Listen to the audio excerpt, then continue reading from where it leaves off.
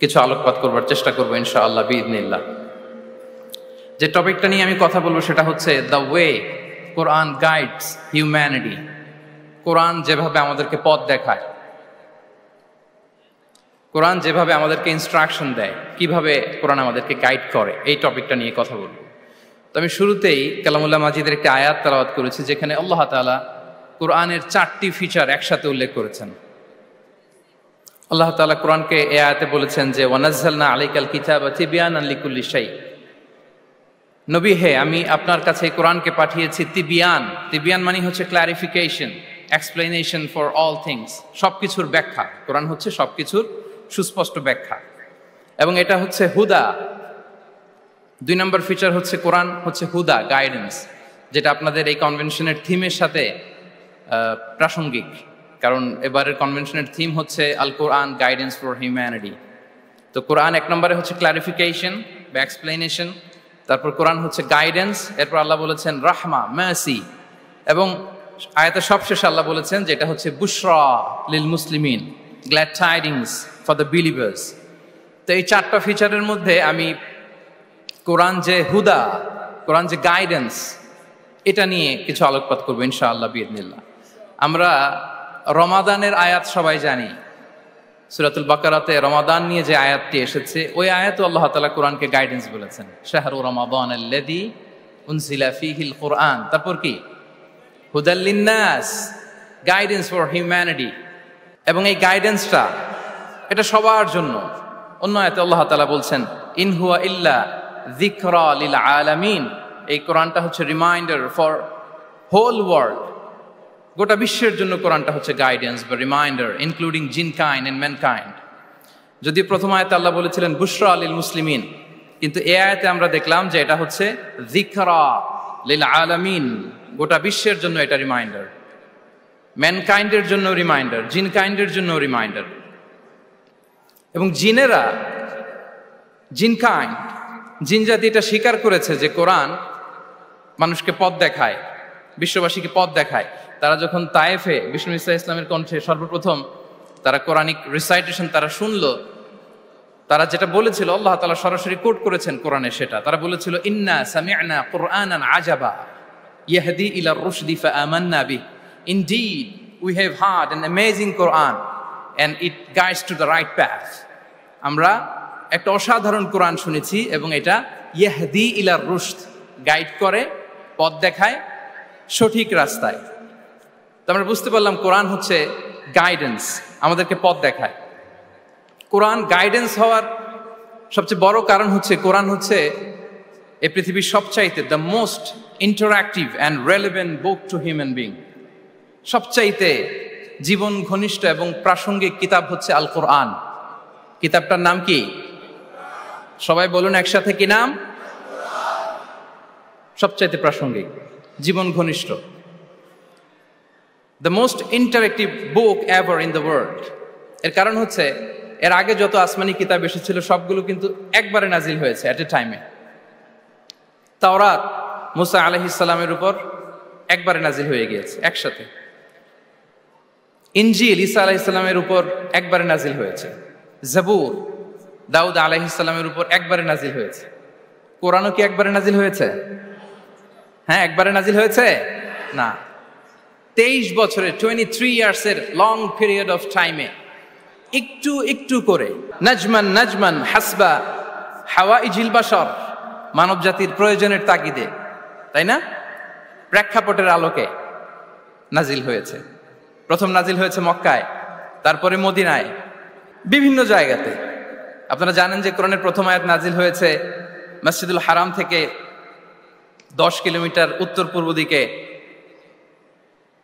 জাবালে নূর আছে, একটা পাহাড়, 634 মিটার উঁচুতে একটা কেইভ আছে, গারে হেরা। ওই হেরা গুহায় শুরু হলো কোরআনের এই নাজিল হওয়ার প্রক্রিয়া। এরপর রাসূল সাল্লাল্লাহু আলাইহি ওয়াসাল্লাম মক্কা থেকে মদিনায় গেলেন, সেখানেও নাজিল হতে লাগলো। এই কোরআন কখনো নাজিল হয়েছে ঘরের ভেতরে, কোরআন কখনো নাজিল হয়েছে বাজারে, কোরআন কখনো নাজিল হয়েছে সফরে, এই কোরআন কখনো নাজিল হয়েছে যুদ্ধের ময়দানে, এই কোরআন কখনো নাজিল হয়েছে আল্লাহর আরশে। তার মানে রাসূল যেখানে কোরআনও সেখানে। কতটা ইন্টারেক্টিভ কিতাব। রাসূল সাল্লাল্লাহু আলাইহি ওয়াসাল্লাম তার জীবনে, তার পরিবারে, তার সমাজে, রাষ্ট্র পরিচালনায় যেখানেই তিনি সংকটের মুখোমুখি হয়েছেন, ঠিক তখনই সমাধান নিয়ে হাজির হয়েছে কোরআন। এজন্য এটা হচ্ছে the most interactive and relevant book to human being, সবচাইতে প্রাসঙ্গিক, জীবন ঘনিষ্ঠ একটা কিতাব। এবং এই কোরআনকে আল্লাহ তাআলা লাইট বলেছেন, আলো।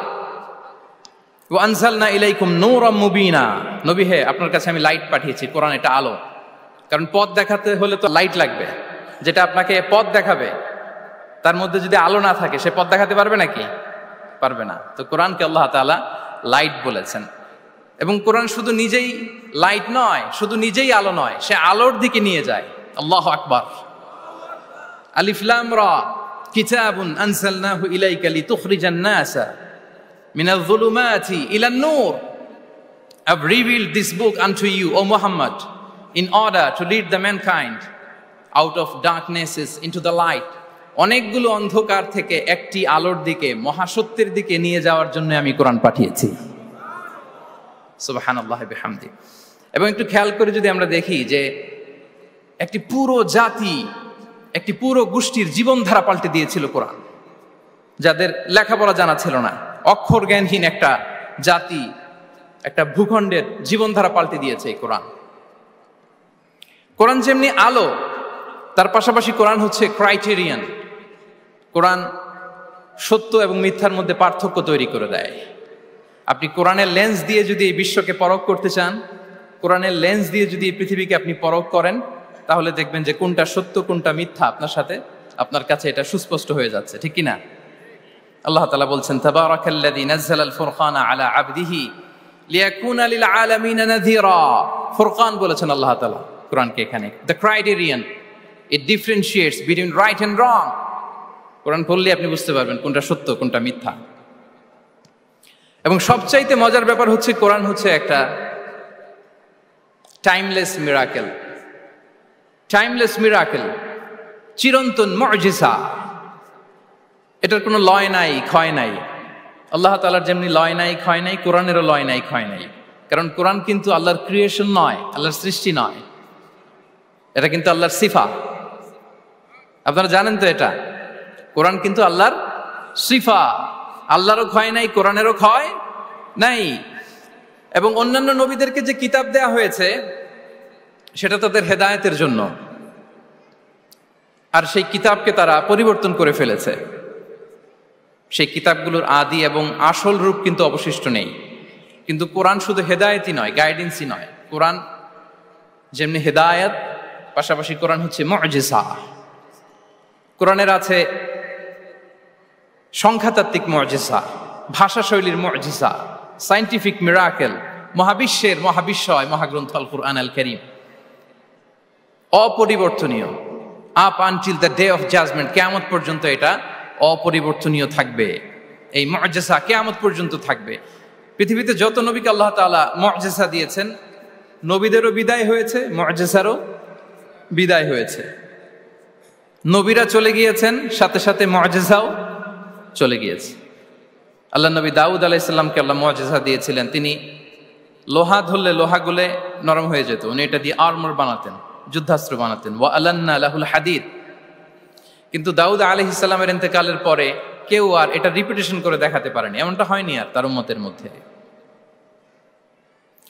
আল্লাহ নবী মূসা আলাইহিস সালামকে আল্লাহ তাআলা মুজিজা দিয়েছিলেন। তিনি লাঠি জমিনে রাখলে সেটা সাপ হয়ে যেত। ফাআলকাহা ফাইদা হিয়া হাইয়াতুন তাসআ, মুভিং স্নেক হয়ে যেত।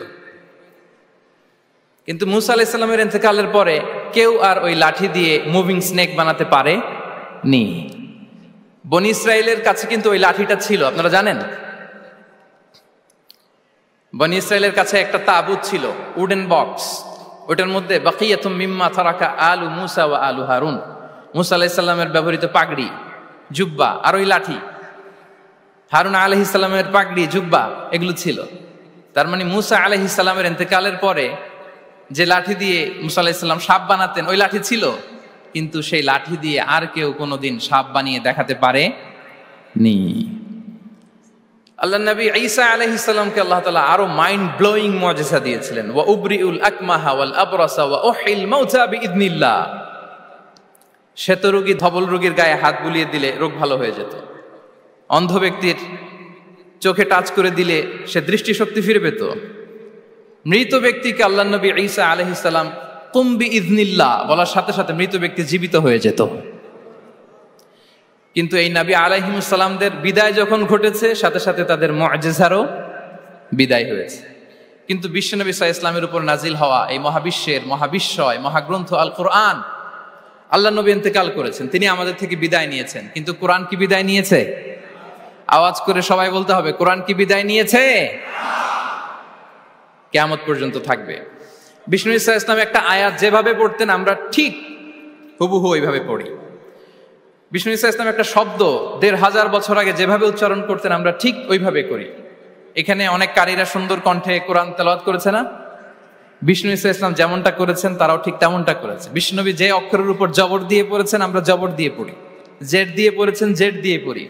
কিয়ামত পর্যন্ত অবিকৃত অবস্থায় এই কোরআনটা থাকবে। তাই কোরআনটা হচ্ছে টাইমলেস মিরাকেল, চিরন্তন মুআজিজা। নাও দ্য কোশ্চেন অ্যারাইজেস, কেন আমাদের এই কোরআন দরকার? একটু ফিলোসফিক্যাল কথাবার্তা বলি যে এই রেভেলেশনের দরকার কি, কেন আমাদের লাগবে এই কোরআন? কোরআন ছাড়া কি পৃথিবীর সব সমস্যার সমাধান হাজির করা সম্ভব না? এই পৃথিবীর সায়েন্টিস্টরা, ফিলোসোফাররা, জ্ঞানী ব্যক্তিরা অনেক সমস্যার সমাধান করেছে, কিন্তু সব সমস্যার সমাধান হাজির করতে পারে নি। এজন্য আল্লাহ তাআলা যুগে যুগে নবীদের মাধ্যমে আসমানি কিতাব পাঠিয়েছেন, গাইডেন্স পাঠিয়েছেন, রেভেলেশন পাঠিয়েছেন। এবং আল্লাহ তাআলার পাঠানো যত রেভেলেশন গাইডেন্স এই পৃথিবীতে এসেছে সেগুলো সবচেয়ে লেটেস্ট ভার্সন হচ্ছে কোরআন। সবচেয়ে লেটেস্ট ভার্সন হচ্ছে কোরআন। আচ্ছা, আমরা যদি একটু খুঁজে দেখি যে কোরআন ছাড়া আমরা কি বুঝতে পারতাম না, আমরা যদি একটু প্রশ্ন করি, কোরআন ছাড়া যেটা আমরা বুঝতে পারতাম না সেটা হচ্ছে ওয়াননেস অফ গড, স্রষ্টা যে একজন, এটা আমরা বুঝতে পারতাম না, ক্লিয়ারলি বুঝতে পারতাম না। কেউ হয়তো ভাবতাম দুইজন তিনজন। আর যারা বুঝতে পারতো যে না, এই মহাবিশ্বের একজন নিয়ন্ত্রক থাকতে হবে, একজন কন্ট্রোলার থাকতে হবে, তারাও ওই গডের ফিচার কি, পরিচয় কি, ইন ডিটেইল তারা বুঝতে পারতো না। দেখেন, এত রেভেলেশন, এত আসমানি কিতাব আসার পরও এখনো অনেক মানুষ সূর্যের পূজা করে, চন্দ্রের পূজা করে, আগুনের পূজা করে না? কথা বলেন, করে না? করে। সূর্যকে পূজা করার অনেক রিজন ছিল। আমি ভেবে দেখেছি যে সূর্যকে মানুষ কেন পূজা করতে, এর কারণ বাহ্যিক দৃষ্টিতে সূর্যই সবচেয়ে শক্তিশালী। সূর্যের চেয়ে শক্তিশালী কিছু আর পৃথিবীতে দেখা যায় না।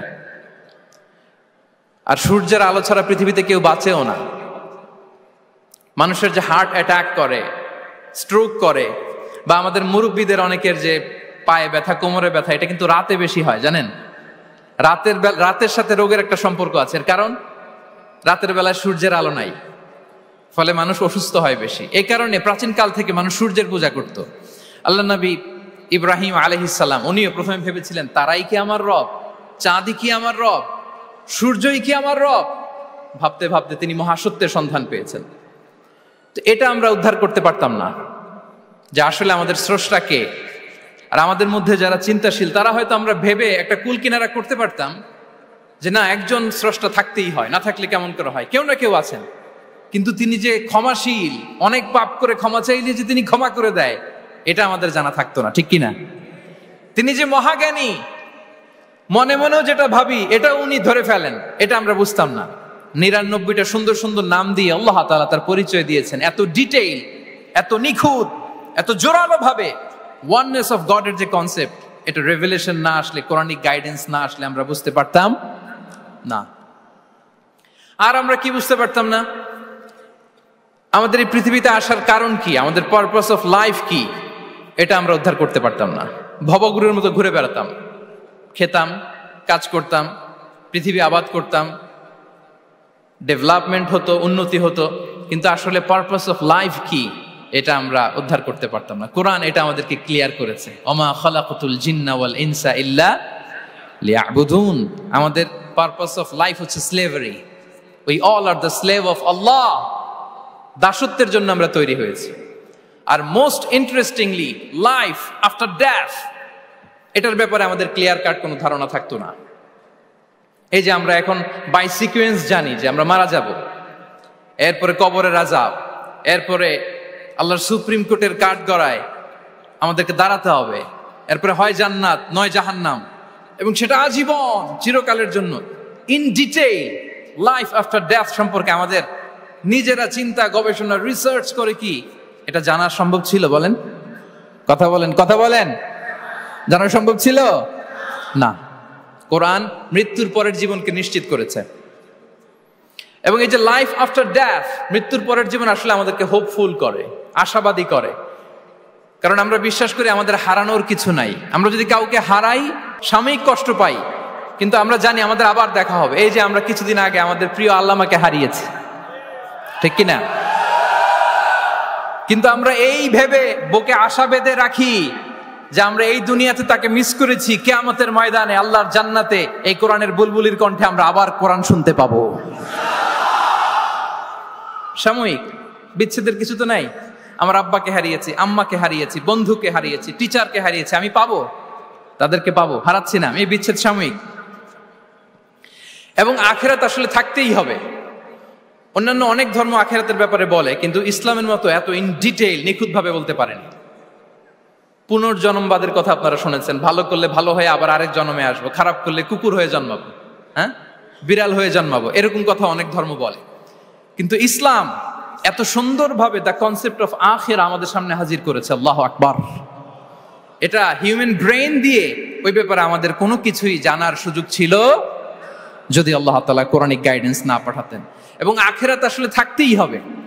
ইফ দেয়ার ইজ নো আখিরা, then this worldly life would be a joke. আখিরা না থাকলে তো এটা একটা joke, it's a fun, it's a rubbish thing. আখিরা থাকতেই হবে, কারণ অনেক কিছু পৃথিবীতে সেটেল হয়নি, সেটেল হয় না। আপনাকে মেরেছে, কাউকে হত্যা করেছে, কাউকে গুম করেছে, পৃথিবীর কেউ জানে নাই, তো এটা সেটেলমেন্ট হওয়া লাগবে না? কথা বলেন না কেন? There are plenty of issues are abandoned, unsettled. অনেক ইস্যু আছে, সেটেল হয় নাই, এগুলো সেটেল হবে। কড়াই গন্ডায় হিসেব চাওয়া হবে, যত ঋণ সেদিন আদায় করা হবে। চিল্লায় বলেন ঠিক কিনা? এজন্য আখিরাত লাগবে। এবং আখিরাত যদি না থাকে, এই পৃথিবীতে আমরা কোনো বিচার কার্যক্রম পরিচালনা করলেও ওইটা ইনসাফপূর্ণ হওয়া সম্ভব না। কোনো বিচার ইনসাফপূর্ণ হতে পারে না যদি আখিরাত না থাকে। ফর এন এক্সাম্পল, খেয়াল করে উত্তর দিবেন। একজন মানুষ 10 জনকে হত্যা করলো। কয়জনকে? সবাই বলুন, কয়জনকে? এখন তার বিচার করা হচ্ছে, বিচারের রায় আসলো ডেথ পেনাল্টি, মৃত্যুদণ্ড। কিন্তু তাকে কয়টা মৃত্যুর স্বাদ দেওয়া যাবে বলেন? হ্যাঁ, কয়টা? উনি মারছিল কয়টা? তো হয়েছে এটা, ও 10 জনের মারছে, 10টা প্রাণ হত্যার কষ্ট 10 জনকে দিল, কিন্তু ডেথ পেনাল্টিতে ওকে দেয়া গেল কয়টা কষ্ট? আখিরাত লাগবে না? কথা বলেন না কেন? লাগবে না? ওই দিন সব হিসাব হবে, ঠিক কিনা? প্রিয় ভাইরা, কোরআন আমাদেরকে এই গাইডেন্স দিয়েছে, আমাদের জানিয়েছে যে there is a life after death. আসল জীবন ওইটা যেটা মৃত্যুর পরে হয়। ওই জীবনের পরে আর কোনো মৃত্যু নাই, এজন্য সেটাই আসল জীবন। আমি অনেক মুসলিমের সাথে কথা বলেছি, অথবা আগে প্র্যাকটিসিং ছিল না এরকম অনেকের সাথে কথা বলেছি। তারা যখন কোরআন পড়ে তারা বলে যে এটা আবার কেমন বই, এটার স্টাইলটা একটু অন্যরকম, কোনো বইয়ের সাথে মিলে না। কেমন? তো তারা বলে যে হঠাৎ এটা আল্লাহর প্রশংসা শোনায়, এরপরে হঠাৎ করে আখিরাতের কথা বলে, আবার হিস্ট্রি বলে, আবার বলে এটা করো না, আবার ধমক দেয়। এটা আবার কেমন বই? As if it has the authoritarian পাওয়ার। এটার কেমন যেন একটা পাওয়ার আছে, এটা ধমক দিতে পারে। সুবহানাল্লাহ পড়বেন না? মাঝে মাঝে কিন্তু এই ঝাঁকুনির দরকার হয়, ধমক দিতে হয়। এই যে আপনি এবারের হজে একজন ক্রিশ্চিয়ান ক্ল্যারিক সাউথ আফ্রিকার ইব্রাহিম রিচমন্ডের নাম শুনেছেন না? উনি স্বপ্নে দেখেছে 2টা সাদা জামা পরো, আবার সাদা জামা পরো, এরপরে ধমক দেয় সাদা জামা পরো। এই ঝাঁকুনিতে সম্বিত ফিরে পেয়েছে। তো কোরআন মানুষকে এরকম ঝাঁকুনি দেয়, নাড়া দেয়। কোরআনের এই ক্ষমতা আছে, কোরআন ঘুমন্ত বিবেককে জাগিয়ে তোলে। আমরা ওমরে ফারুকের ঘটনা জানি। তিনি যখন কোরআন শুনে অবাক হলেন, বিশ্বনবী সাল্লাল্লাহু আলাইহি ওয়াসাল্লামকে ফলো করতেন যে উনি কি করে দেখি, কিভাবে কোরআন তেলাওয়াত করে এবং কি বলে। রাসূল সাল্লাল্লাহু আলাইহি ওয়াসাল্লাম তেলাওয়াত করছেন, ওমরে ফারুক পেছন থেকে শুনতেছেন। বিশ্বনবী তেলাওয়াত করছেন, আল হাক্কাতু মাল হাক্কাহ ওয়া মা আদরাকা মাল হাক্কাহ। তেলাওয়াত করছেন আর অসাধারণ কণ্ঠে তেলাওয়াত চলছে। ওমর ফারুক শুনতেছে, শুনতে শুনতে 41 নম্বর আয়াত পর্যন্ত যখন আসছে, বিশ্বনবী তেলাওয়াত করে ওমর ফারুক পেছন থেকে শুনে।